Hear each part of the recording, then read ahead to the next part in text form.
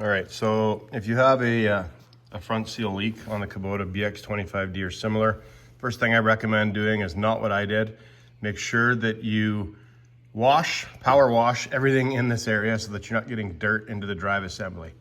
After you've done that, you are going to drain the gear oil or the UDT fluid, whatever they use.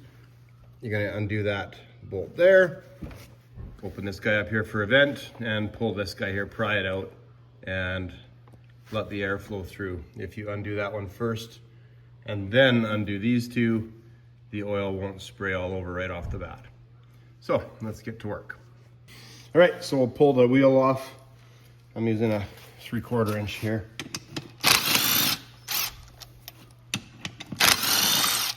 I have the tractor up on 2 jack stands, and I have the bucket down just as a backup.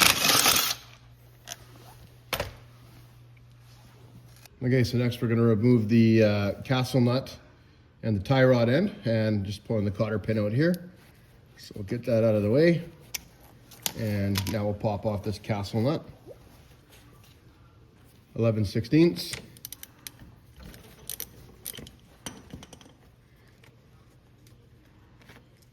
So we'll get that guy off of there.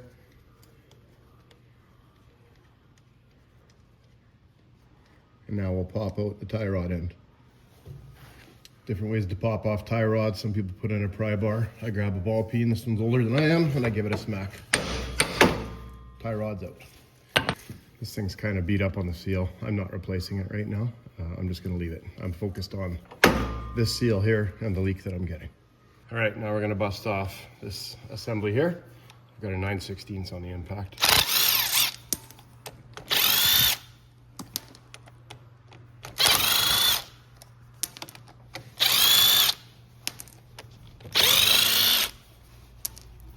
And last one. I'm just gonna hold it so it doesn't pop off. And now be careful, you got a nice clean inside surface, and an O-ring you might be able to reuse. I'm not reusing the O-ring, I am going to replace it. But I'm gonna take this and I'm gonna set this up somewhere where no dirt can get inside of there. Okay, so I had to pry the C-clip here, tabs. I've taken the pressure off of it with the jack. So I've lifted up to take the pressure off that. I had to pry the tabs over, they were back and behind. Now what I'm gonna do is I'm gonna jam my external C-clip pliers into the holes, and I'm gonna pull towards me so that I can get this thing seated in there good. So I'm gonna pry it a bit, and I'm gonna pull towards me there. Now you can see that they stuck up in the slots. Now I'm gonna take it, I'm gonna twist this thing, just like so. Just give it some twists, and voila, the C-clip is undone. All right, so now I've removed the jack, and this entire assembly is going to come down, and that's how we're gonna access the seal. So you can see here a couple things. Number one, you can see that the top part of the seal is up there. I recommend saving that. We're going to reuse that. And then number two, the other part of the seal is in here. Like I said, it's definitely best to power wash this thing in advance. I've got it turned upside down so I don't get a whole bunch of stuff down inside there. And I'm just scrubbing it with a gasoline soaked rag. I'm sure every OH&S person out there right now is having a shit fit because I'm manhandling with gasoline, but whatever. It's a good solvent to clean stuff up. And I just want to get all the gunk away from anything that might get in there, because we're gonna have to pound a seal in there in a little bit. So I'm just gonna try to clean it up really good. I'm also gonna use a dental pick in a minute.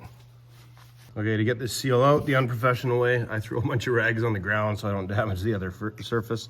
I'm going to punch it. I'm going to put the screwdriver in on an angle so I don't damage the seating surface. And I'm going to punch it inwards.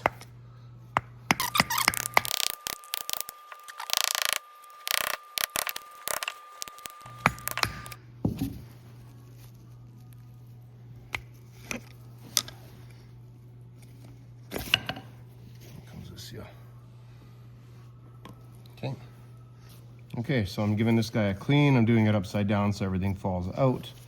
I'm just getting any particulate away, especially on the edge by the casting here, where there might be some dirt.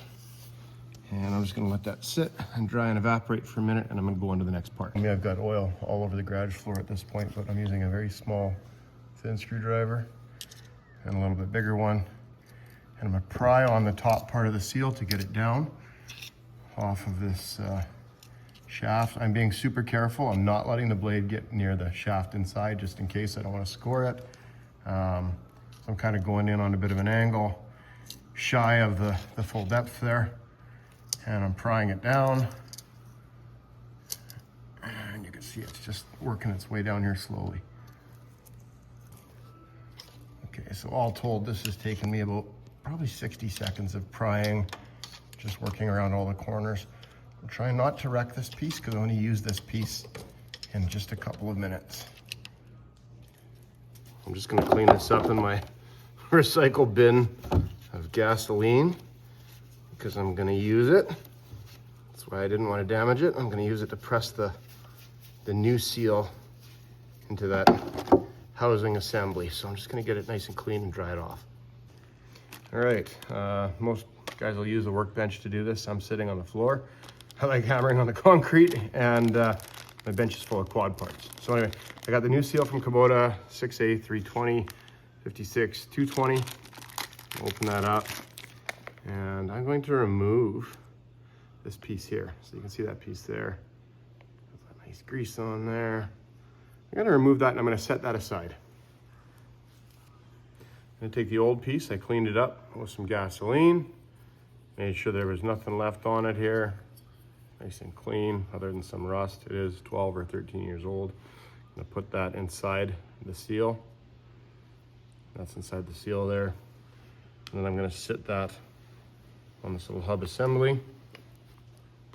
And I'm gonna gently get this started here just with a ball peen hammer really quick. Okay, so now that it's started, I have this muffler adapter. My neighbor actually discovered this. I don't know what size it is, maybe 2.5 inches on the reduced size. I'm gonna put that on there like that, and I'm gonna use that just to help me tap everything down. I'm just gonna go around in a circle until I get the seal nice and flush. Okay, ready? Okay, so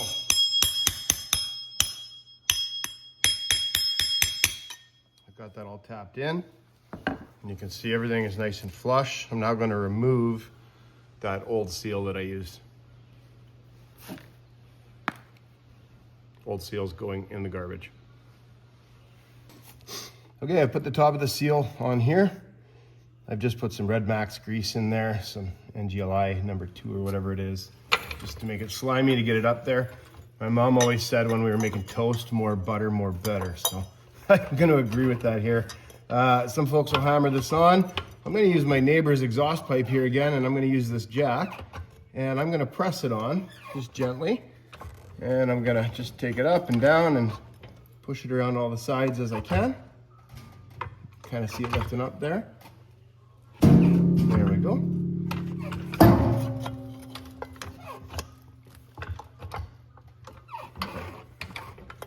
I just repositioned the jack underneath it, and I'm just gonna give it a couple cranks to get it up and situated. Just work the different angles to get that little seal in there flush. Now I'll pull the jack back here, jack up this side really quick.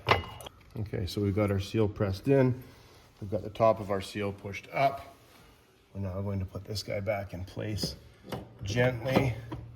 We're going to wiggle it around until it seats. Your C-clip might be in the way down below. And there, it's kind of seated. Just going to put the tie rod in to stabilize it. And I'm going to roll the jack underneath and just give it a couple pumps to hold it in place, to take the tension off. And I'm going to reseat that C-clip that's in there. Okay, I got the jack underneath. I got the assembly being supported. I'm using the wrong hand for me right now. I'm gonna get these C-clip pliers put back in there and wedge it in place and pop that C-clamp back in there. Trying to hold the flashlight with my chin. There we go. So I'm gonna give this thing a bit of a turn, walk it up, and get it on that race there. There we go. You'll know you have it seated if you can give it a little wiggle and it moves around. So you can see here, I can kind of slide it.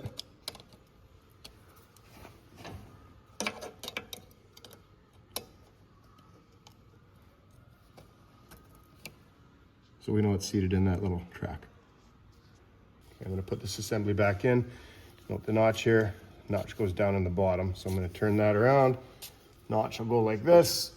And I've got a new O-ring on. I did apply a light coating of grease to it, so that's all the way around. We're going to just set that in place. And we're going to get our bolts back on and reassemble the unit. I'll pop 2 in there for now. And we'll call that the reassembly video. You can figure out how to put things together from here. Get the bolts on, torque them appropriately, put the castle nut on underneath the bottom, put the cotter pin in, and then what we're going to do is we're going to fill the appropriate amount of oil inside of this thing. We're going to make sure our drain plugs are plugged.